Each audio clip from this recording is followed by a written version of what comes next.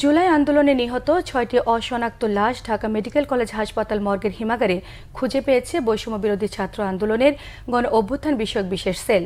ময়নাতদন্ত রিপোর্টে বলছে আঘাতে মৃত্যু হয়েছে ৫ জনের, একজনের মৃত্যু হয়েছে উপর থেকে নিচে পড়ে। ৬টি মৃতদেহই অভ্যুত্থানের দাবি করে মৃত্যুর কারণ নিশ্চিত করতে আবারও ময়নাতদন্তের দাবি জানিয়েছেন গণ অভ্যুত্থান বিষয়ক বিশেষ সেলের সম্পাদক হাসান ইনাম।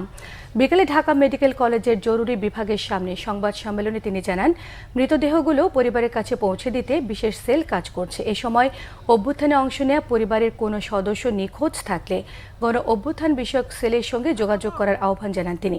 এছাড়া অন্তর্বর্তী সরকার এবং সংশ্লিষ্ট কর্তৃপক্ষকে বেওয়ারিশ লাশগুলো পরিবারের কাছে ফিরিয়ে দেওয়ার জন্য অনুরোধ জানিয়েছেন হাসান ইনাম।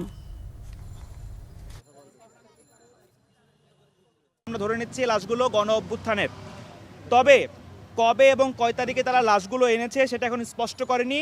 কেউ যদি মিসিং থাকেন তবে তারা এবং তার পরিবারের সদস্যরা জুলাই গণ অভ্যুত্থান বিষয়ক সেলে যোগাযোগ করার জন্য আমরা এই লাশগুলো তার পরিবারের কাছে ফিরিয়ে দেওয়ার জন্য সর্বাত্মক চেষ্টা করব।